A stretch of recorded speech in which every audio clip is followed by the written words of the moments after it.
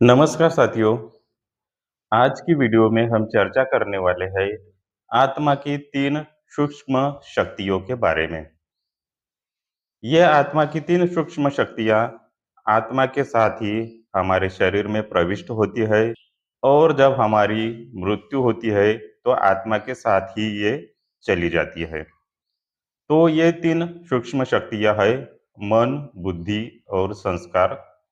हालांकि हर एक व्यक्ति इस मन, बुद्धि और संस्कार को जानता है और उसे मालूम है, वो इसे समझता है, लेकिन ये मन, बुद्धि और संस्कार अपने शरीर में किस तरह से काम करते हैं, ये हर एक व्यक्ति को मालूम नहीं है। और जब हर एक व्यक्ति इसे अच्छी तरह से जान लेता है और अपने संस्कारों में परिवर्तन करता है, तो वो निश्चित ही अपना जीवन सफल और सार्थक बनाता है। आत्मा की सोचने की शक्ति को मन कहते हैं। जब मन के विचारों को बुद्धि द्वारा आत्मा समझती है तथा वे विचार आत्मा द्वारा कर्म व्यवहार में आते हैं, तब वे कर्म आत्मा पर अपना प्रभाव छोड़ते हैं, जिसे संस्कार कहते हैं। आत्मा की पहली सूक्ष्म शक्ति है मन। मन में ही विचार करने की क्षमता है, समझने की क्षमता है, सोचने की शक्ति है, महसूस करने की शक्ति है। जब मनुष्य इस क्षमता को समझ नहीं पाता, तो उसके वो अधीन हो जाता है। तब मनुष्य कहता है कि मन बड़ा चंचल है, ये एक जगह पर नहीं टिकता। और मन का दूसरा पहलू ये भी है कि मन बड़ा सुंदर है। मन की क्षमताओं को अगर समझा जाए और उसकी वास्तविकता को अगर समझा जाए और उसे यथार्थ दिशा में लगा दिया जाए, तो मन लौकिक और अलौकिक बड़ी से बड़ी प्राप्ति कर सकता है। इसीलिए एक रिसर्च में वैज्ञानिकों ने कहा है कि जो साधारण व्यक्ति होता है, वो अपने मन का 5% इस्तेमाल करता है और जो बुद्धिमान व्यक्ति होता है, वो अपने मन का 15% इस्तेमाल करता है और बाकी सारी समर्थता व्यर्थ चली जाती है। इसका कारण यह है कि आजकल का मनुष्य ज़्यादातर व्यर्थ विचारों में रहता है, फालतू के विचारों में वो रहता है, जिसका वो सही तरीके से इस्तेमाल करना नहीं जानता।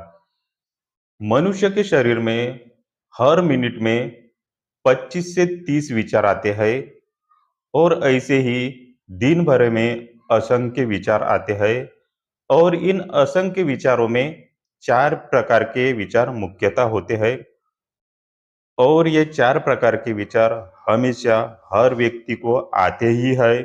ऐसा कोई व्यक्ति नहीं है कि जिसे ये विचार नहीं आते। हर किसी को ये विचार आते हैं। तो वो विचार है सकारात्मक विचार, नकारात्मक विचार, आवश्यक विचार और व्यर्थ विचार। ये 4 प्रकार के विचार हर मनुष्य को आते हैं। पहला विचार है सकारात्मक विचार।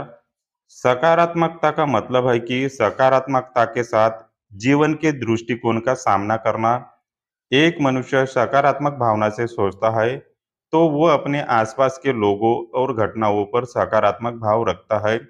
इनमें ना कोई स्वार्थ होता है, ना कोई बुराई होती है। दूसरा विचार है नकारात्मक विचार। नकारात्मक विचार किसी मोहवश, किसी लालचवश, लोभवश या किसी कमजोरी की वजह से वह विचार अपने मन में आते हैं और किसी स्वार्थ की वजह से, विकृत मानसिकता की वजह से या किसी बुराई की वजह से वह नकारात्मक विचार मनुष्य के मन में आते हैं। तो ऐसे विचारों को नकारात्मक विचार कहते हैं। तीसरा विचार है आवश्यक विचार। जब मनुष्य सुबह नींद से उठता है और रात को बेड पर जाने तक यानी सोने जाने तक जो मनुष्यों के दिन भर विचार आते हैं, जैसे कि नहाना है, कपड़े पहनना है, धोना है, ब्रश करना है, खाना है या कहीं काम के लिए जाना है, किसी से मिलना है या कोई कार्य करना है। तो जैसे ये आवश्यक विचार जो आते हैं, जो अपने को आवश्यक है, ज़रूरी है, तो ऐसे विचारों को आवश्यक विचार कहते हैं और ये आवश्यक विचार हर किसी मनुष्य के मन में हमेशा आते ही है। और चौथा विचार है व्यर्थ विचार। व्यर्थ विचार हमेशा हम चिंतित रहते हैं, जो भी बातें बीत चुकी है, उनकी स्मृतियाँ हमारे मन में आती है या कोई भविष्य के बारे में लेकर कोई चिंता रहती है, तो उसके बारे में हमारे मन में जो विचार आते हैं, उसे व्यर्थ विचार कहते हैं। और इन व्यर्थ विचारों से समय और शक्ति की बर्बादी होती है। इस पर भी वैज्ञानिकों ने रिसर्च किया है कि जो 80% विचार जो आते हैं, वो व्यर्थ विचार होते हैं और जो 15% जो विचार अपने मन में आते हैं, वो भविष्य की चिंता को लेकर आते हैं और सिर्फ 5% विचार सकारात्मक भावना से आते हैं और वर्तमान के बारे में आते हैं। तो इस प्रकार से ये 4 प्रकार के विचार हमारे मन में दिन भर में आते रहते हैं। इस तनाव के युग में हम यदि विश्लेषण करें तो हमारे मन में ज्यादातर विचार व्यर्थ विचार ही चलते हैं और दूसरे नंबर पर नकारात्मक विचार चलते हैं। आवश्यक विचार में स्वार्थ ज्यादा होता है तो वे विचार भी नकारात्मक हो जाते हैं। तो इस तरह से सकारात्मक विचार बहुत कम चलते हैं या वे ना के बराबर ही होते हैं।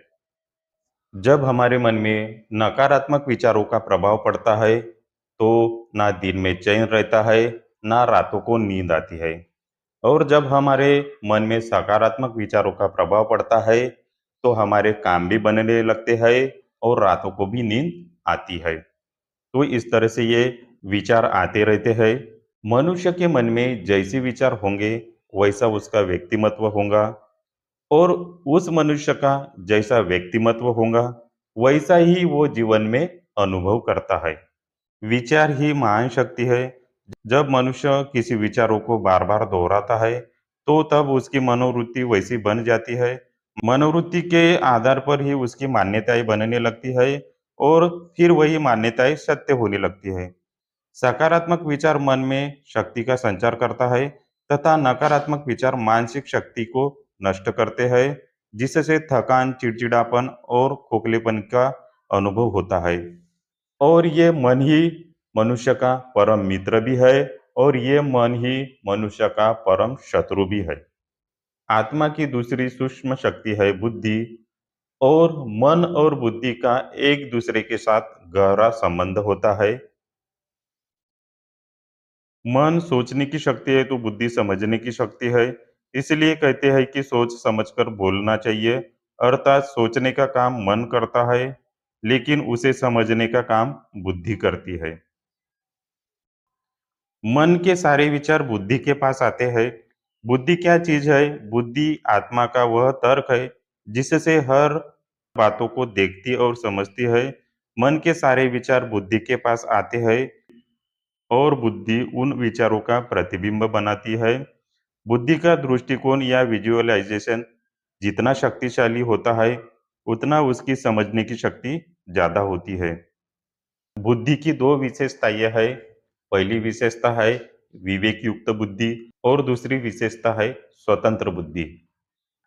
विवेक युक्त बुद्धि से मनुष्य हमेशा सही निर्णय लेता है।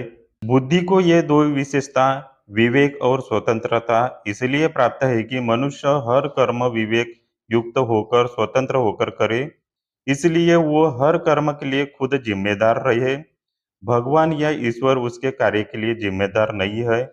इसलिए भगवान उसके कर्म में दखलंदाजी नहीं करते। इसलिए बुद्धि हमेशा सही निर्णय लेती है। आज मनुष्य की बुद्धि नकारात्मक भाव में आ गई है, जो सही निर्णय नहीं लेती है। आत्मा की 3 सूक्ष्म शक्तियों में बुद्धि महत्वपूर्ण शक्ति है और बुद्धि ही अंतरात्मा की आवाज होती है। बस उसे महसूस करने की, सुनने की ज़रूरत है। बुद्धि अपने विवेक से जब निर्णय लेती है, तब आत्मा सुख, शांति, आनंद से भरपूर हो जाती है। नकारात्मकता बुद्धि के अंतर्दृष्टि को धुंधला कर देती है, जिसके कारण स्पष्ट दिखाई नहीं देता। उस स्थिति में लिया गया निर्णय गलत साबित हो जाता है और बार-बार गलत निर्णय लेने की वजह से मनुष्य का आत्मविश्वास खो जाता है और मनुष्य के आत्मविश्वास के खो जाने की वजह से उसकी इच्छा शक्ति और मनोबल कम हो जाता है और इसी के कारणवश बुद्धि मन के नकारात्मक प्रयोग में रहने लगती है। जब मनुष्य की बुद्धि नकारात्मक प्रयोग में रहने लगती है, तब उस मनुष्य को आध्यात्मिक ज्ञान और योगासन ही ऐसे 2 चीज़ें हैं जो उसे सकारात्मकता प्रदान करती है, जिससे मनोबल मजबूत होता है और बुद्धि की विवेक शक्ति बढ़ती है और जीवन में सही निर्णय लेने की क्षमता बढ़ती है।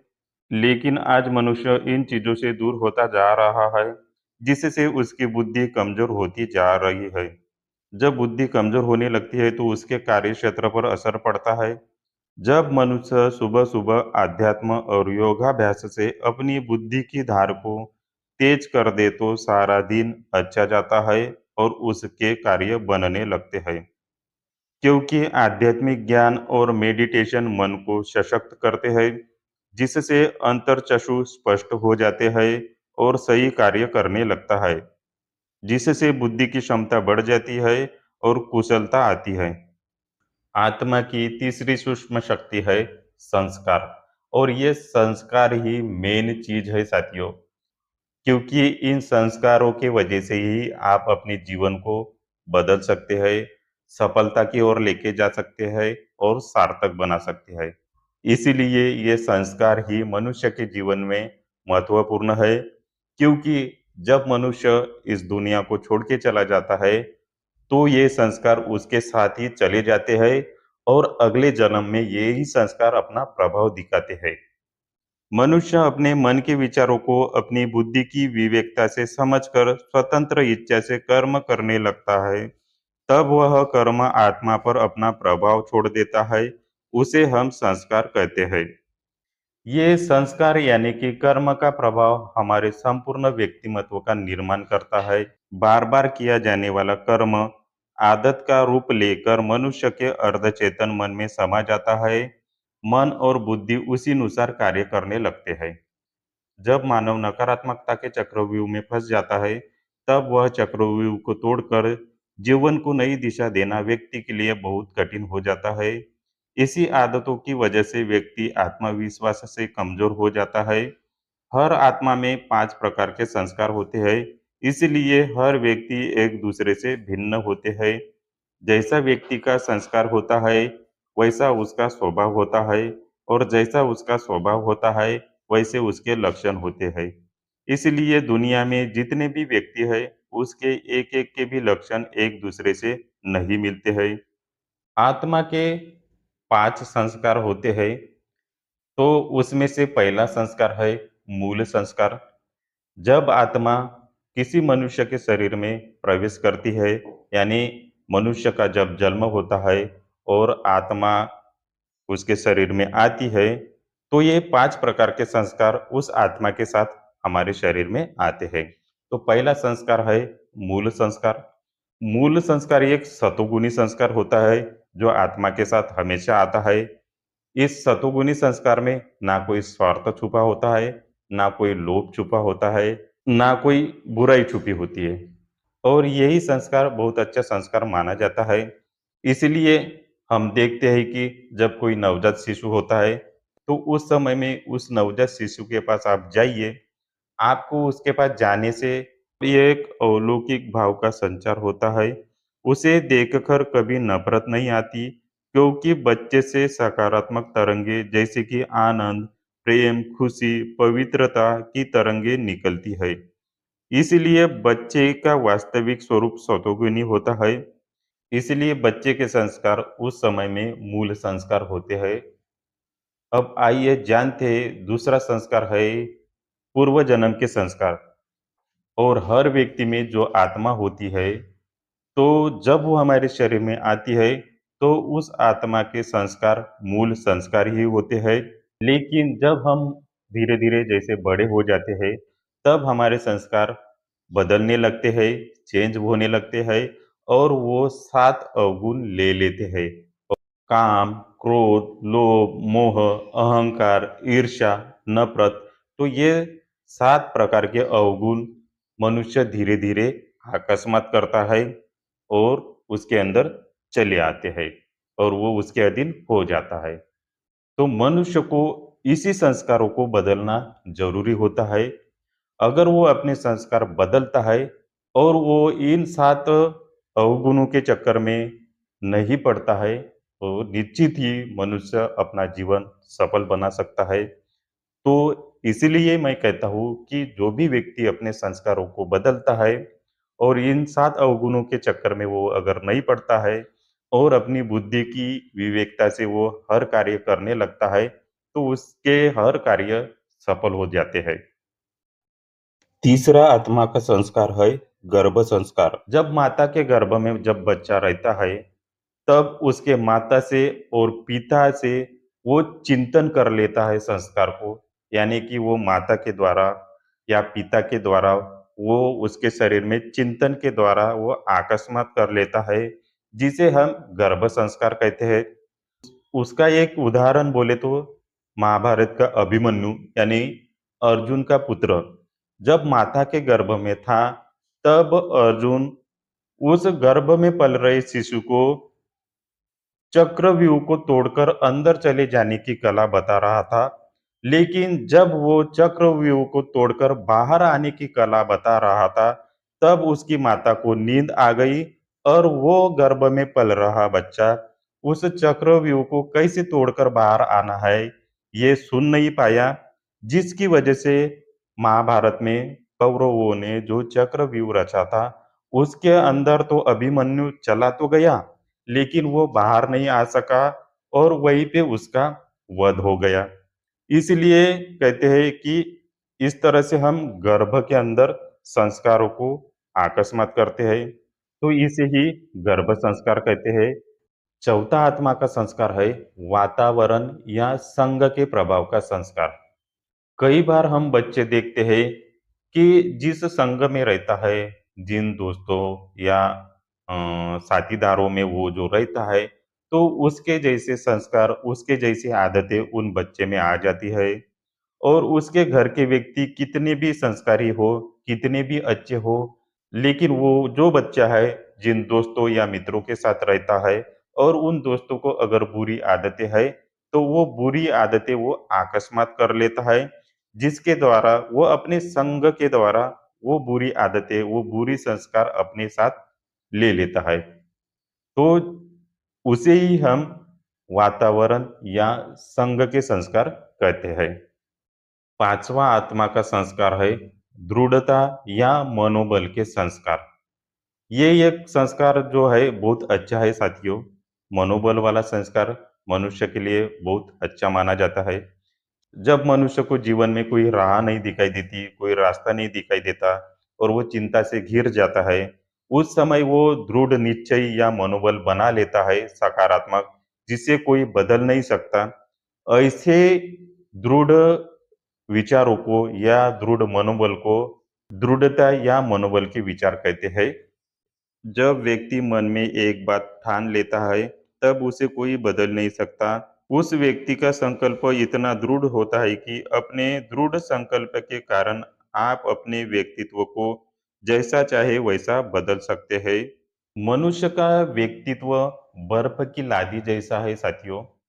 जैसे बर्फ की लादी होती है, उसका 90% भाग अंदर होता है और 10% भाग बाहर होता है। उसी प्रकार यह आत्मा हमारे शरीर में रहती है, लेकिन ये 4 प्रकार के संस्कार गुप्त रूप से हमारे आत्मा पर हावी होते हैं, जिससे आत्मा शक्तिशाली और समर्थ होते हुए भी कुछ नहीं कर पाती। तो ये 4 प्रकार के संस्कार हैं, मूल संस्कार, पूर्व जन्म के संस्कार, गर्भ के संस्कार या वातावरण या संघ के संस्कार। ये हमारे ऊपर इतने हावी हो जाते हैं कि आत्मा इतनी शक्तिशाली होते हुए भी वो अपना कार्य कर नहीं पाती और वो उसके चपेट में आ जाती है और ये आत्मा परवश हो जाती है, इन चारों संस्कारों के अधीन हो जाती है। अब प्रश्न ये आता है साथियों कि क्या हम इसे परिवर्तित कर सकते हैं? क्या हम इस संस्कारों को बदल सकते हैं?